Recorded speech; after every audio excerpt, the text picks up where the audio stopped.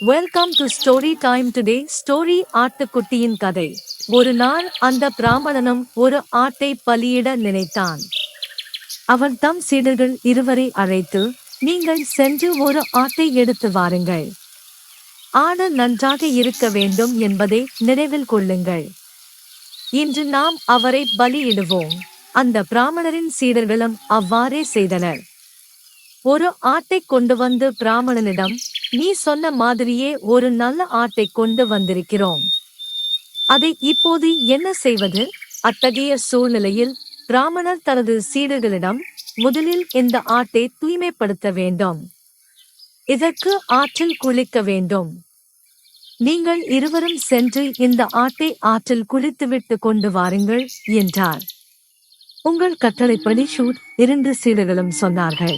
அவர்கள் புறப்படும் போது பிராமணர் மீண்டும் அவர்களிடம், ஆட்டை குளிப்பாட்டிய பின் நீங்கள் இருவரும் குளித்துவிட்டு சுத்தமான ஆடை அணிந்து வாருங்கள் என்றார். ஆடை இதையெல்லாம் கேட்டுக் கொண்டிருந்தது. அவர்கள் தன்னை கொல்லப் போகிறார்கள் என்று புரிந்து கொண்டது. இப்படிப்பட்ட சூழ்நிலையில் ஆடல் தன்னை காப்பாற்ற நினைக்கத் தொடங்கியது. ஆடல் தன் உயிரை காப்பாற்றிக் கொள்ள என்ன செய்யும்? அப்போது அவள் மனதில் ஒரு யோசனை தோன்றியது. சிறிது நேரம் கழித்து மூவரும் ஆற்றின் அருகே வந்து பின் மூவரும் ஆற்றின் உள்ளே சென்று குளிக்க ஆரம்பித்தனர். சீடர்கள் இருவரும் ஆட்டை குளிப்பாட்டிக் கொண்டிருந்த போது ஆடு சிரிக்கத் தொடங்கியது. ஆடு மிகவும் சத்தமாக சிரித்தது. அந்த ஆட்டைக் கண்டு சீடர்கள் இருவரும் ஆச்சரியமடைந்தனர். சிறிது நேரத்தில் ஆடு அழ ஆரம்பித்தது. அந்த ஆடு அழுவதைக் கண்டு இருவரும் மேலும் ஆச்சரியப்பட்டனர். இப்படிப்பட்ட சூழ்நிலையில் ஒரு சீடன் ஆட்டிடம், ஏன் இப்படி செய்கிறாய்? கொஞ்ச நேரம் முன்பு சிரித்துவிட்டு இப்போது அழுகிறாய், என்ன நடந்தது? அந்த சீடனின் கேள்விக்கு ஆடு ஏன் சிரிக்கிறது என்று சொல்லவில்லை. ஆனால் அவள் ஏன் அழுகிறாள் என்று சொன்னாளா? ஆடு அவர்களிடம், உங்கள் குறுமை நினைத்து நான் சிரிக்கிறேன் என்றது. இப்படிப்பட்ட சூழ்நிலையில் சீடர்கள் இருவரும் கோபமடைந்து ஆட்டை நோக்கி, எங்கள் பிராமணரை இழிவுபடுத்துகிறாய் என்றார்கள். சீடர்கள் இருவரும் ஆட்டை தங்கள் குருவிடம் அழைத்துச் சென்று, குருவே, இந்த ஆடு உங்களை நினைத்து அழுகிறது என்றார்கள். அத்தகைய சூழ்நிலையில் பிராமணன், அட முட்டாள் ஆடு, உனக்கு பைத்தியமா? உன் மரணம் நெருங்கிவிட்டது, என்னை நினைத்து அழுகிறாய். நீ ஏன் சிரிக்கிறாய்? என்னை பற்றி என்ன நினைத்து அழ ஆரம்பித்தாய் என்றும் சொல்லுங்கள்.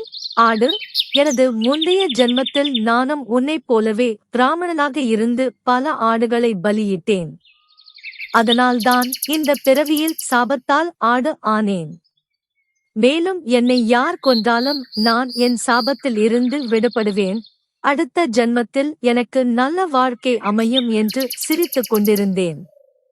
ஆனால் என்னை கொல்பவன் அடுத்த ஜென்மத்தில் ஆடு ஆகஸ்ட் வேண்டும். நீ என்னை கொல்லப் போகிறாய், அதனால் அடுத்த ஜென்மத்தில் ஆடாகவே ஆகஸ்ட் வேண்டும்.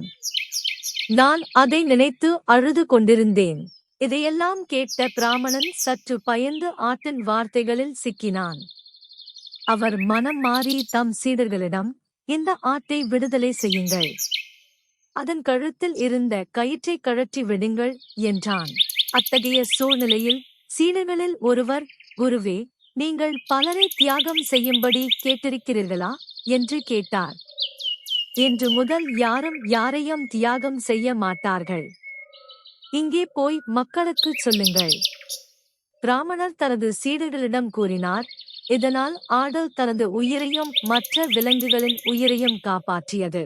கதையின் தார்மீக கட்டான காலங்களில் பிரச்சனையை தீர்ப்பதற்கு நம் மனதை பயன்படுத்த வேண்டும். பிரச்சனையை நினைத்துக் கொண்டே இருந்தால் அதிலிருந்து விடுபட முடியாது. Thanks for watching more videos. Subscribe my channel.